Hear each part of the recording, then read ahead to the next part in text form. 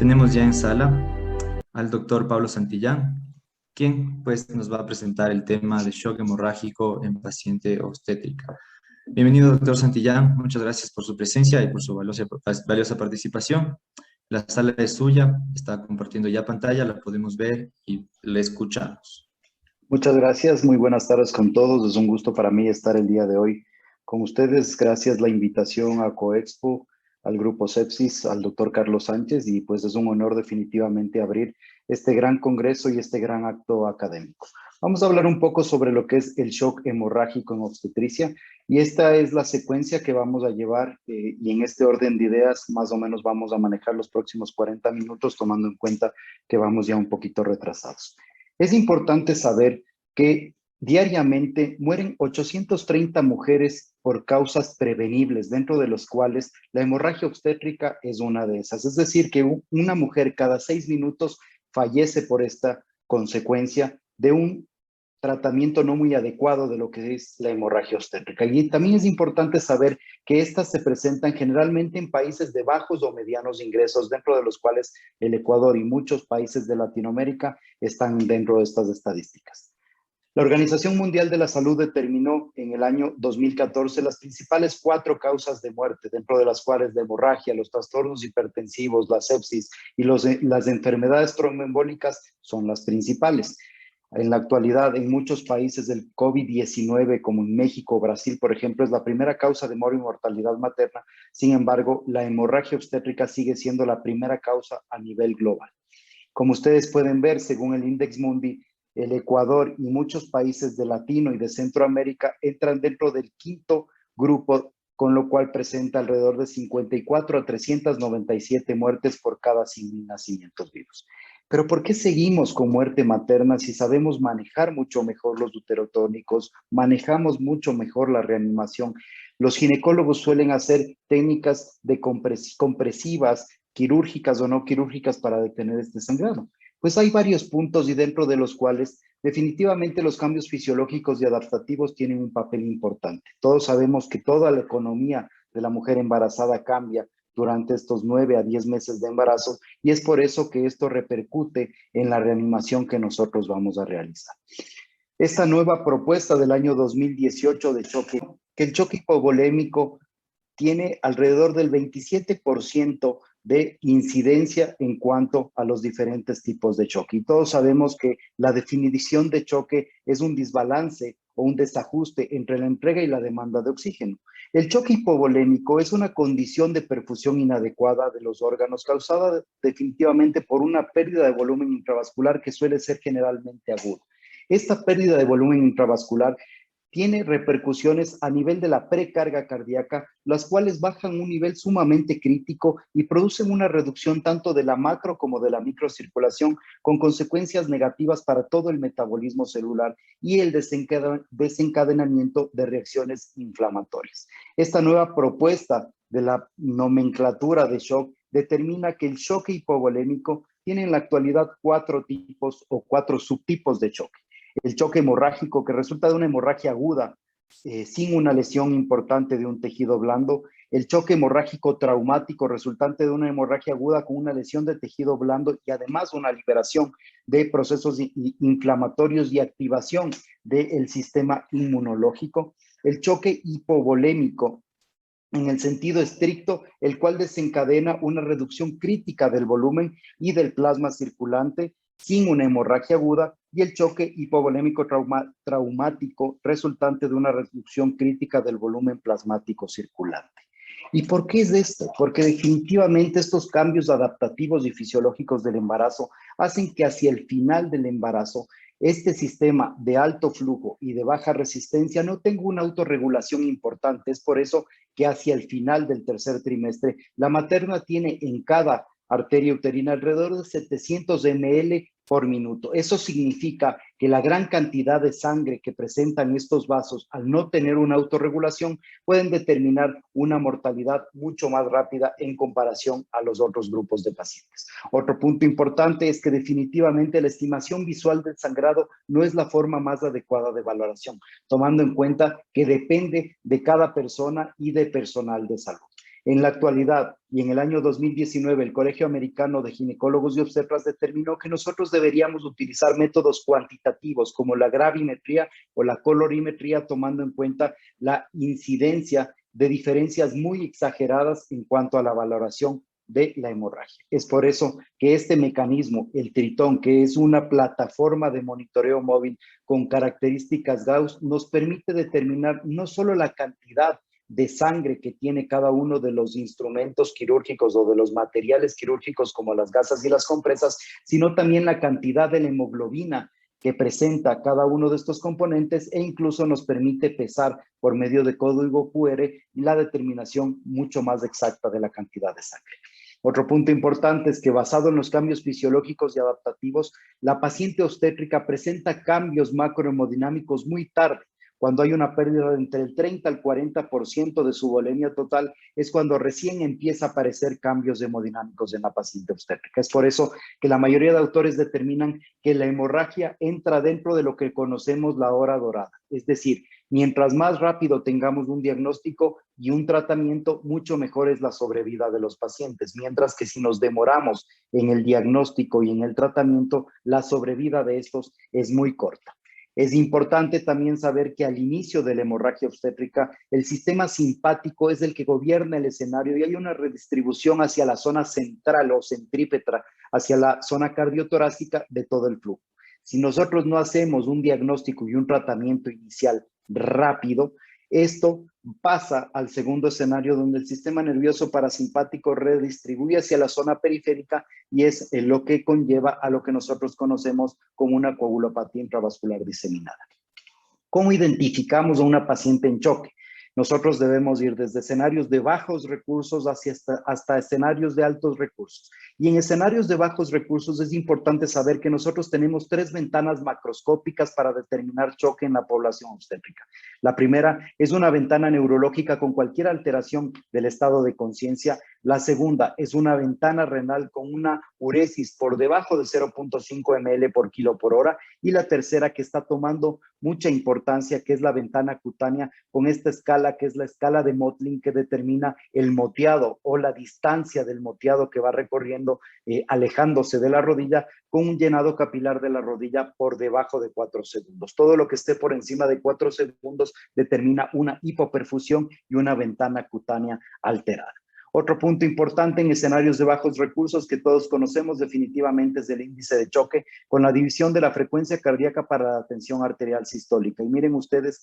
cómo recientemente se han determinado protocolos de manejos basado en el índice de choque y en la cantidad de pérdida sanguínea de la materna para determinar los diferentes o las diferentes probabilidades de manejo en esta población.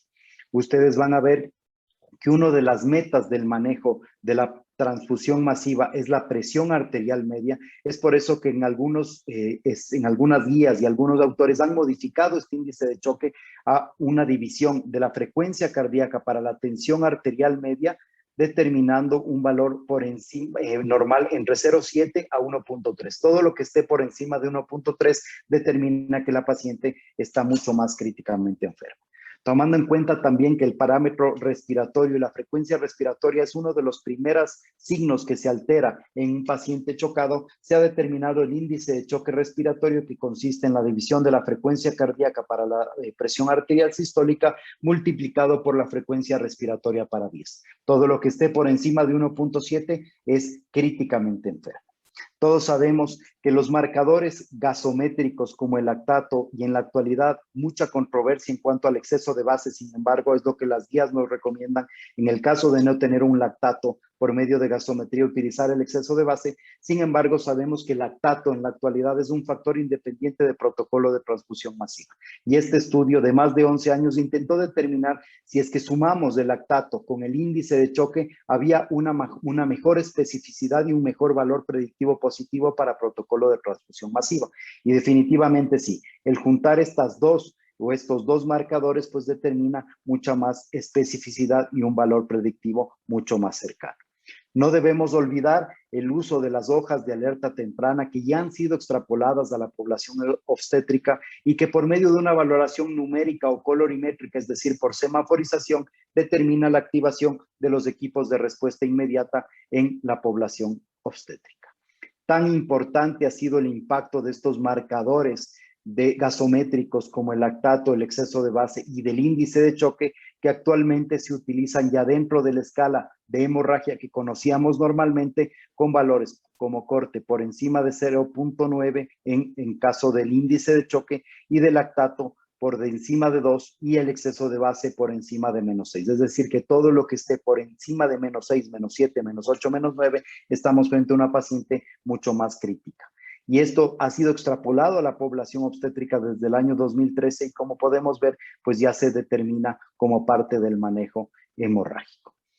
Hay ciertas escalas que nosotros los anestesiólogos utilizamos como parte del manejo y determinación del sangrado durante el procedimiento quirúrgico. Esta es una de ellas, la escala de Apgar o el score de Apgar, que determina que con valores por debajo de 6 puntos la paciente obstétrica está mucho más críticamente enferma. Definitivamente, la ultrasonografía dentro de los escenarios de medianos y altos recursos cumple un papel fundamental. Y voy a nombrarlo nada más en vista de que el doctor Azariel Rodríguez Insulza va a darles una excelente charla de cómo hacer una reanimación hídrica basada en ultrasonografía. Y el doctor Bermúdez también va a hablar un poco de lo que se trata la monitorización no invasiva en la población obstétrica. Todos sabemos que en la actualidad la ultrasonografía en la cabecera del paciente nos permite determinar diagnósticos desde la parte neurológica, por ejemplo, con el uso del Doppler transcraneal, la vaina del nervio óptico, el Doppler de la arteria oftálmica en el caso de las pacientes preeclámpticas,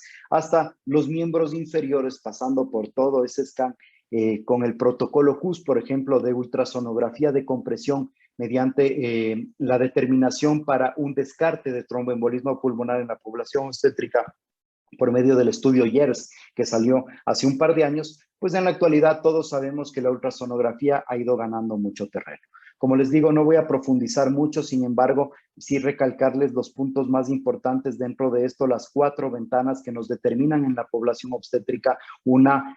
pues ayuda bastante importante para el manejo tanto hemodinámico como de restitución de líquidos. La ventana subsifoidea para determinar 4 cámaras o la vena cava inferior, que vamos a ver posteriormente, un eje largo para medir el tracto de salida del ventrículo izquierdo y la integral velocidad-tiempo para sacar el gasto cardíaco, el volumen sistólico, la visión de eje corto y la visión 4 cámaras que también nos ayuda a determinar algunos marcadores o algunos parámetros o signos, como vamos a ver posteriormente, como el signo del beso, por ejemplo, en la depresión de volumen a nivel del ventrículo derecho, que posteriormente Azariel nos va a hablar. Conjuntamente con la ultrasonografía cardíaca, el protocolo Blue y el protocolo Falls del doctor Lichtenstein, pues definitivamente nos marca un manejo específico de la ultrasonografía como parte de la reanimación hemodinámica basada por objetivos y la reanimación hídrica basada por objetivos.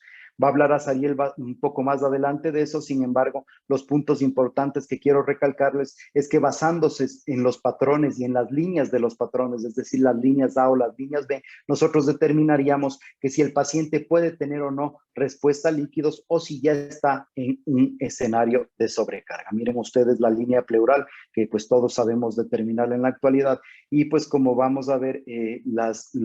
líneas A, pues que nos determinan una equidistancia a la pleura, un movimiento pues contiguo con la pleura y son totalmente equidistantes, inician de la pleura y terminan hacia el final de la zona de insonación. Este patrón hemodinámico nos determina que el paciente podría ser respondedor al líquido y otro punto importante es lo que conocemos como el signo de la playa. Es decir, cuando nosotros a nivel de uno de los focos de insonación determinamos un modo M, pues nosotros tenemos las líneas que significarían las olas y la arena que significaría el parénquima pulmonar, lo que determinaría lo que conocemos como el signo de la playa y determinaría un pulmón que puede ser respondedor a líquidos. Ya vimos nuestras líneas A que determinarían un patrón seco o un patrón A y en la actualidad las líneas B o las líneas de colas de cometa que son líneas que inician también en la pleura y que terminan hacia el final de la insonación, se movilizan conjuntamente con el movimiento pleural y borran a las líneas A, lo que se conoce en la actualidad como patrón B, y en el caso de la población obstétrica se determinaría un inicio de un edema dependiendo de la distancia de las líneas con un patrón B3 o un patrón B7 que posteriormente van a ver. Pues la vena cava, muy controvertida en la población obstétrica, tomando en cuenta que el fenómeno de compresión aorto-cava que determina el producto puede alterar y puede modificar su valoración en la población obstétrica. Sin embargo, la mayoría de escenarios y definitivamente uno de los protocolos que más se utiliza para reanimación, el protocolo Rush, habla del manejo de la vena cava. Sin embargo, en la población obstétrica, como vamos a ver posteriormente, la valoración de la vena yugular y la valoración de la arteria carótida están ganando un poco más de espacio. Como todos sabemos, se puede hacer una valoración con un parámetro estático para determinar el tamaño de la vena cava y una valoración por medio de o dinámico o un parámetro dinámico, pues que Azariel nos va a hablar de una manera mucho más profunda. Como les decía, la determinación de la vena yugular con el protocolo yugular pulmón para determinar patrón A o patrón B y la distensibilidad y la compresibilidad de la vena cava con valores normales de entre el 13 a 28% nos determinan las medidas de lo que nosotros debemos realizar. Por ejemplo, una paciente chocada con signos de hipotensión o choque que presente un valor entre mayor a 13 a 28% con un patrón a nivel pulmonar, pues el paciente está en una hipovolemia y determinaríamos el uso de cristaloides hemoderivados o hemostáticos. Pues esta es una valoración de la vena yugular interna de la arteria carótida que se lo hace pues guiándose por medio de la ultrasonografía de la vía aérea hacia el lado izquierdo o hacia el lado derecho. Como les dije anteriormente, pues también el Doppler de la arteria carótida en la actualidad con un valor de más del 14% de variación tiene una sensibilidad y especificidad importante para determinar qué paciente puede o no responder a líquidos. Pues definitivamente las pruebas viscoelásticas en escenarios de altos recursos están ganando mucho terreno, ya sea por medio de la tromboelastografía, que es un parámetro gringo, y por el ROTEM, que es un parámetro o un examen alemán, nos determinaría basado en objetivos qué tipo de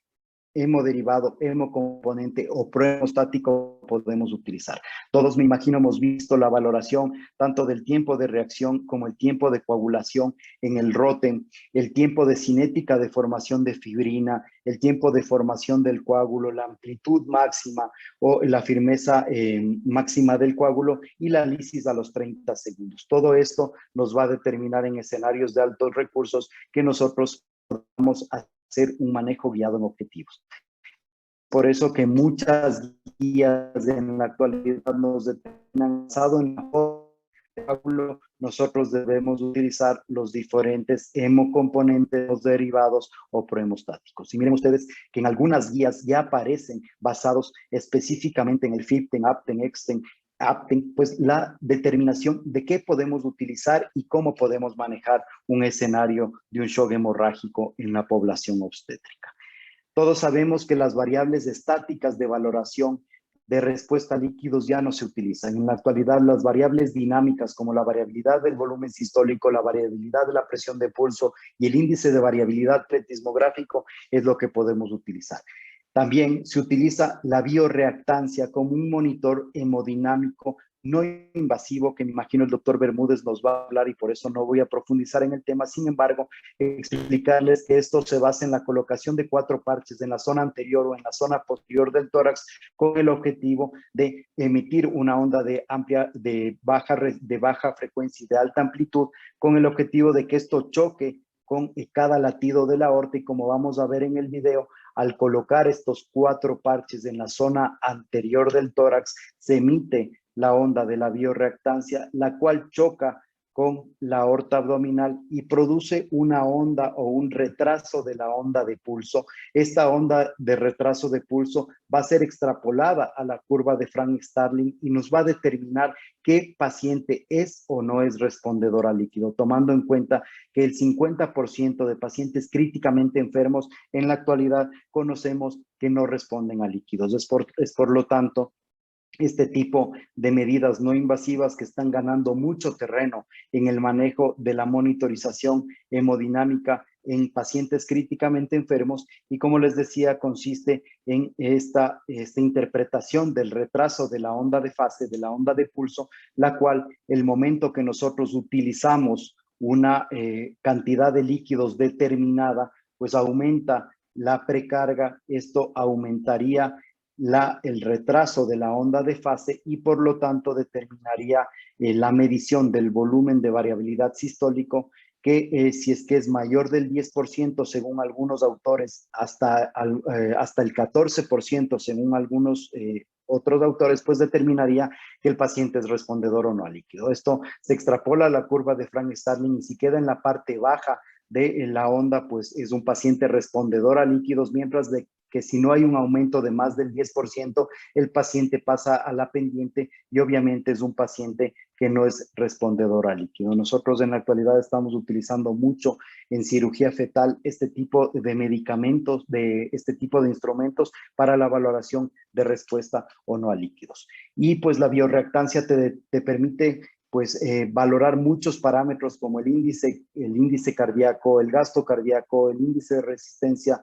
vasculares periféricas, del contenido de flujo torácico, el poder cardíaco y varios factores que nos permiten determinar si el paciente es respondedor o no al líquido. Miren ustedes cómo ya se ha determinado por medio de pruebas de elevación pasiva de pierna o reto de microbolos, que es lo que se debería realizar en la actualidad, qué paciente responde o no a líquidos. Y miren ustedes que en la primera prueba un 70% de pacientes respondieron a líquidos, mientras que en la segunda disminuyó a un 50%, que es lo que manejamos en la actualidad. La sensibilidad y especificidad es bastante importante y pues ya el consenso NATA en la actualidad determina que nosotros deberíamos utilizar este tipo de parámetros para determinar qué paciente responde y qué paciente no responde a líquidos, tomando en cuenta lo que les comentaba hace un momento, que solo el 50% de pacientes son respondedores a líquidos. Miren ustedes que se ha hecho estudios para compararlos, por ejemplo, con la presión venosa central o con la distensibilidad de la vena cava inferior. Y en cuanto a la prueba de reto de bolos, pues el NICE como el CHITA tiene una sensibilidad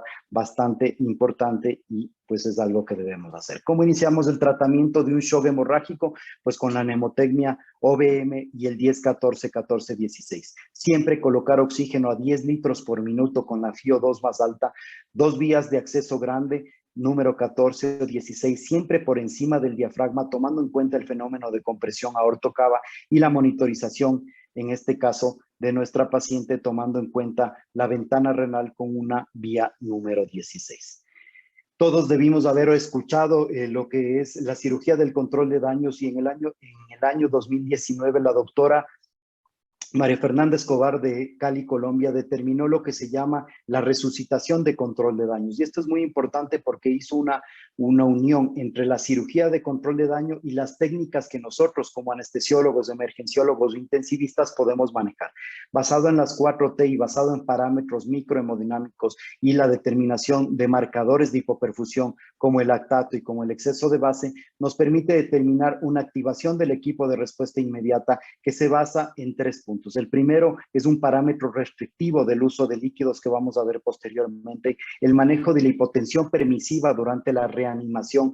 con presiones arteriales medias entre 55 a 60 con el objetivo de que este coágulo que está recién formándose no se estalle por la cantidad de líquido o no sea barrido por la cantidad de líquido que nosotros colocamos. Y algo que se está utilizando en la actualidad con mucha frecuencia, el uso de sustancias prohemostáticas. También nos determinaron el manejo de medidas como la compresión aórtica externa, ya sea proximal o distal, o el uso del traje anti-shock no neumático con el objetivo de trasladar a la paciente hacia sitios de mayor complejidad en el caso de que no tengamos los recursos en el sitio donde la paciente obstétrica presenta su choque. También los balones como el Reboa, el balón que permite una oclusión a nivel aórtico, pues está ganando mucho terreno, sin embargo, pues es para escenarios de altos recursos. Miren que el consenso NATA, que fue el último consenso del manejo de la hemorragia obstétrica en poblaciones maternas, pues determina dentro de sus 50 recomendaciones, en su recomendación 45 y 47, el uso de estas técnicas con el objetivo de disminuir la probabilidad de mortalidad de nuestros pacientes. Sin embargo, uno de los puntos importantes es que a mi criterio ya no deberían ser las 4T, sino 5T, tomando en cuenta que el tiempo es fundamental para el manejo de la sobrevida de nuestros pacientes, con el objetivo de no llegar a la tan temida coagulopatía intravascular diseminada, tomando en cuenta que la hipotermia y la acidosis conllevan a esto y que basándose en que la hipotermia con temperaturas menores de 34 grados centígrados hay una inactivación del 30% de los factores de coagulación y una inactivación de la agregación plaquetaria que sumado a pHs por debajo de 7.3 nos determinaría incluso una inactivación del fibrinógeno en más del 60%, y en la actualidad todos sabemos que el fibrinógeno es un marcador con 100% de sensibilidad y especificidad para desarrollo de hemorragia obstétrica.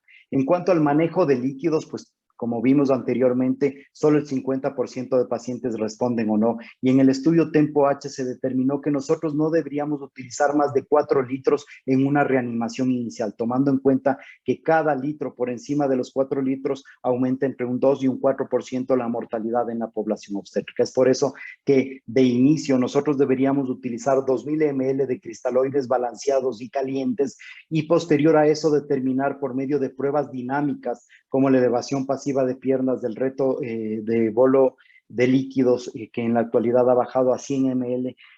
a 100 ml en total, tomando en cuenta que necesitamos 4 ml por kilo para mejorar el retorno venoso y también los cambios de la pletismografía. Definitivamente la elevación pasiva de piernas es el que más evidencia tiene en la actualidad y es lo que deberíamos utilizar. En cuanto a los líquidos, como les dije anteriormente, los cristaloides balanceados son los de primera elección. Muchos autores hablan de que utilizar coloides o utilizar hidroxietilalmidón aumenta la mortalidad, aumenta la permeabilidad vascular y un punto importante en obstetricia es que da falsos positivos de los valores de fibrinógeno y pues el fibrinógeno en la actualidad es parte de las metas del manejo de reanimación hemostática en la población obstétrica. El uso restrictivo de líquidos es fundamental. Y también es fundamental saber qué líquido vamos a utilizar y por qué los cristaloides balanceados. Porque definitivamente el usar soluciones fisiológicas como la solución salina, que a mi criterio no tiene nada de fisiológica, teniendo un pH de 5 y una osmolaridad y concentración de electrolitos muy alejado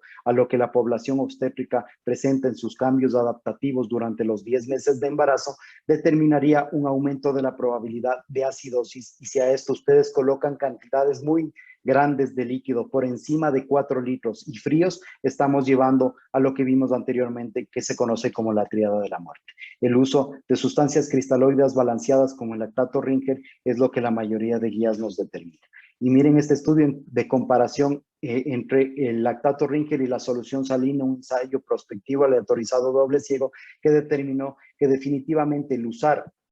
suero fisiológico, solución salina o solución fisiológica, como se conoce en algunos lugares, aumenta la probabilidad de acidosis hiperclorémica que, según algunos autores, aumenta la mortalidad y la probabilidad de daño renal en cuanto a una reanimación. En cuanto a los hemoderivados y posterior al Clinical Trial ProPR, pues se determinó que o se hizo una comparación entre si transfundir a los pacientes a una relación 1-1-1 era mejor que transfundir a los pacientes a una relación 1-1-2. No hubo una diferencia estadísticamente significativa en la mortalidad desde las 24 horas hasta los 30 días, pero en las primeras 24 horas, los pacientes en los cuales se utilizó un protocolo 1-1-1 definitivamente tuvieron una mejor hemostasia y pues la mortalidad en las primeras 24 horas fue menor. Por eso la mayoría de guías determina que nosotros manejemos un protocolo 1-1-1. Sin embargo, las últimas 2 guías que han salido, las guías Queensland y las guías de los neozelandeses y australianos, determina una serie de pasos basados en las principales 4 causas de hemorragia obstétrica: tono, tejido, trombina y pues a partir de eso nos determina qué nosotros debemos manejar o cómo podemos manejar a la población obstétrica en riesgo. Y miren ustedes que en escenarios de altos recursos, el TEC y el ROTEM son fundamentales para guiar nuestra transfusión masiva. Sin embargo, lo importante es que, aunque utilicemos un protocolo 111 o 112, como por ejemplo el de las guías Queensland y el de los neozelandeses y australianos, los targets de los protocolos de transfusión masiva son los mismos. Es decir, que nosotros al final de la transfusión debemos mantener una temperatura por encima de 35 grados centígrados, un pH por encima de 7.2, un exceso de base que no supere el -6, un lactato por debajo de 4 milimoles por litro con un calcio iónico que esté por encima de 1.1, un nivel de plaquetas por encima de 50,000, un TTP que esté menos de 1.5 de lo normal, con un INR igual que esté por debajo de 1.5, y un fibrinógeno por debajo de 2, por encima de 2 según algunos autores y según la guía Queensland por encima de 2.5. Miren que los neozelandeses y los australianos prácticamente tienen la misma o los mismos targets de manejo de transfusión masiva y ellos consideran simplemente como diferente el uso del factor 7 activado recombinante que posteriormente vamos a ver cómo se lo puede utilizar. El grupo del colaborativo californiano pues determina una serie de pasos también basados en las 4T para determinar qué tipo de acciones podemos tomar, iniciando por uterotónicos, siguiendo por el manejo de líquidos hemoderivados prohemostáticos y técnicas quirúrgicas y no quirúrgicas para la detención del sangrado. Por último y rápidamente vamos a ver lo que se conoce como la pirámide del doctor Klaus, que determina el uso de las sustancias prohemostáticas, dentro de las cuales nosotros en una hemorragia inicial debemos empezar por el antifibrinolítico, que es el ácido tranexámico. Todos leímos del estudio Woman Trial, que fue un estudio, pues un clinical trial que determinó que utilizar el ácido tranexámico antes de las primeras 3 horas de que inició el sangrado, pues mejora la sobrevida de los pacientes. Y es por eso que en el año 2017 la Organización Mundial de la Salud lo determinó como una recomendación global a una dosis de 1 gramo en 10 ml a razón de 1 ml por minuto en un tiempo de al menos 10 minutos. Y si es que el sangrado volvía a presentarse, se repetía la dosis a los 30 minutos posteriores. Se hicieron algunos estudios para determinar si profilácticamente en pacientes que tienen factores de riesgo para hemorragia nosotros podíamos utilizar tanto en parto como en cesárea el uso del ácido tranexámico con el estudio TRAP1 y el TRAP2, y definitivamente no es recomendable en vista de que no es estadísticamente significativo la diferencia de sangrado. Sin embargo, es importante saber que todos los estudios que ustedes determinen en cuanto al manejo del ácido tranexámico en población obstétrica disminuye la mortalidad en este grupo poblacional. Tomando en cuenta que el fibrinógeno es uno de los factores que primero disminuye y que va definitivamente en relación con la cantidad de sangrado que presenta la población obstétrica, el uso de crioprecipitados o de concentrados de fibrinógeno es fundamental, tomando en cuenta que el plasma tiene una cantidad mucho más baja de fibrinógeno en comparación al crioprecipitado o a los fibrinógenos liofilizados, que hasta donde tengo entendido en un par de meses ya vienen al país y pues determina una concentración mucho mejor, y tomando en cuenta el patrón restrictivo que debemos utilizar para reanimar esta población obstétrica, pues sería ideal utilizar este tipo de factores. También el consenso NATA recomienda el uso de concentrado de complejo protrombínico en sitios donde la obtención de plasma fresco congelado, crioprecipitados, hemoderivados o hemocomponentes en general sea muy dificultosa. Y este permite una recuperación mucho más rápida, específicamente en los pacientes que han venido tomando anticoagulantes vitamina K dependientes. Tiene una concentración de 8 a 10 veces más de factores de coagulación que el plasma y a una dosis de 20 a 30 unidades por kilogramo. En su recomendación 37, el consenso NATA determina que podríamos utilizarlo. Algo que es bastante importante y es en los sitios donde las plaquetas no sean tan fáciles de obtener. Algunos autores recomiendan el uso de la desmopresina, una dosis de 0.3 microgramos por kilo, para estimular el factor 8, para estimular el factor de von Willebrand y para mejorar la agregación plaquetaria. Por último, el factor 7 activado recombinante, que hay mucha controversia si utilizarlo o no a una dosis de 90 microgramos por kilo. Algunos estudios controlados aleatorizados no han confirmado su beneficio. Sin embargo, nosotros debemos saber que para utilizar el factor 7 activado recombinante, nosotros debemos hacer una corrección de 4 parámetros específicamente. El primero es que el pH no esté por debajo de 7.3. El segundo es que la temperatura esté por encima de 35 grados centígrados. El tercero es que el calcio iónico esté por encima de 1.1 milimoles por litro. Y el cuarto, que el fibrinógeno esté por encima de 2 gramos. Si nosotros logramos reanimar a estos pacientes en estos 4 puntos o mantener estos 4 puntos, pues el factor 7 activado recombinante puede ser utilizado. Y miren ustedes que el consenso NATA determina que en el caso de que no tengamos una respuesta adecuada al resto de prohemostáticos, pues deberíamos utilizar el factor 7 activado recombinante. Por último, como todos sabemos, la paciente obstétrica tiene una mayor incidencia de eventos tromboembólicos, y esta mayor incidencia de eventos tromboembólicos se ve superada en alrededor de 5 veces más cuando nosotros tenemos una paciente con hemorragia obstétrica, ya sea grave o masiva, o con una politransfusión o un protocolo de transfusión masiva. Es por eso que nosotros debemos basarnos en la clasificación del Grupo Colaborativo Californiano del año 2018, que hizo una unión de todas las guías de manejo de tromboprofilaxis en la paciente embarazada del Royal College, del American College y del grupo de CHEST, del americano del tórax, para determinar si esta paciente ingresa a un protocolo, ya sea de tromboprofilaxis mecánica por medio de los mecanismos secuenciales intermitentes, o de una profilaxis o tromboprofilaxis farmacológica, dentro de las cuales las heparinas de bajo peso molecular son las que mayor evidencia tienen. Por lo tanto, es importante que nosotros sepamos qué tipo de profilaxis podemos utilizar en estos pacientes, y dentro de la última recomendación, la recomendación 50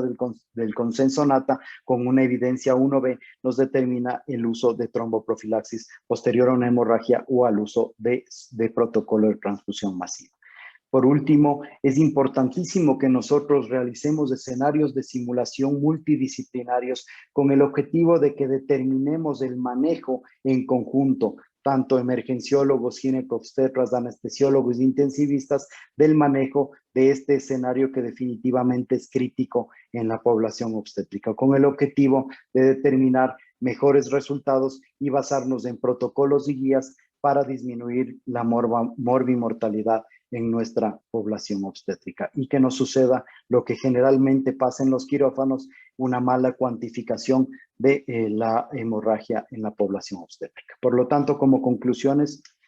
pues un diagnóstico temprano y un tratamiento inmediato es fundamental para disminuir la probabilidad de progreso a lo que nosotros conocíamos como la famosa triada de la muerte. La valoración de la microcirculación basado en los marcadores como el lactato, el exceso de base y en la actualidad el delta de CO2, que es la diferencia arteriovenosa del CO2 de una gasometría arterial y una gasometría venosa, que debe estar por debajo de -6, está ganando mucho terreno en el manejo de marcador de hipoperfusión en población obstétrica. La reanimación basada en objetivos, ya sea de líquidos por medio de ultrasonografía, por medio de bioreactancia, o de hemoderivados, hemocomponentes o premostáticos por medio de la tromboelastografía o la tromboelastometría rotacional. Intentar mantener un refrigerador de la hemostasia con el ácido tranexámico, el fibrinógeno liofilizado, el concentrado de complejo protrombínico, la desmopresina y el factor 7 activado, el protocolo de transfusión basado en 1-1-1, y algo que es fundamental, el control estricto de la temperatura. Calienten los líquidos con los que reanimamos a la población obstétrica, con el objetivo de no perpetuar la coagulopatía, en este caso de la hemorragia obstétrica. Muchas gracias por su atención. Muchas gracias, doctor Santillán, por la exposición, bastante completa, muy información demasiado buena para nuestra formación como médicos. A continuación, doctor Santillán, vamos a dar lectura a un par de preguntas que han ingresado. No te escucho, creo que está apagado tu micrófono, mi querido. ¿Ahí me escucha tal vez? Ahí ¿Me te escucha escucho. ahí? Perfecto, doctor. Agradeciéndole, como le decía nuevamente, por su exposición, por su información muy oportuna y bien resumida para la charla del día de hoy. Tenemos una pregunta, un par de preguntas que le pedimos por favor nos ayude respondiendo, que se han generado en la sala y voy a dar lectura en este momento. La primera pregunta nos dice la doctora Lisset Vera. En caso de que haya una escasez en el medicamento o no se tenga a la mano el lactato de Ringer para la reanimación,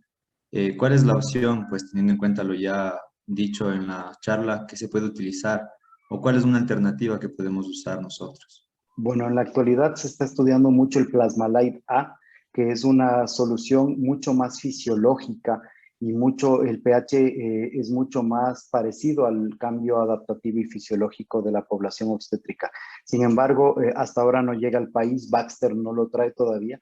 Pero pues en el caso de que tengas pues a la mano solución fisiológica, pues no hay más remedio que utilizar solución fisiológica. Simplemente la clave es utilizar esta solución fisiológica en una cantidad no mayor a 2 litros y caliente, con el objetivo de no perpetuar esta probabilidad de coagulopatía intravascular diseminada.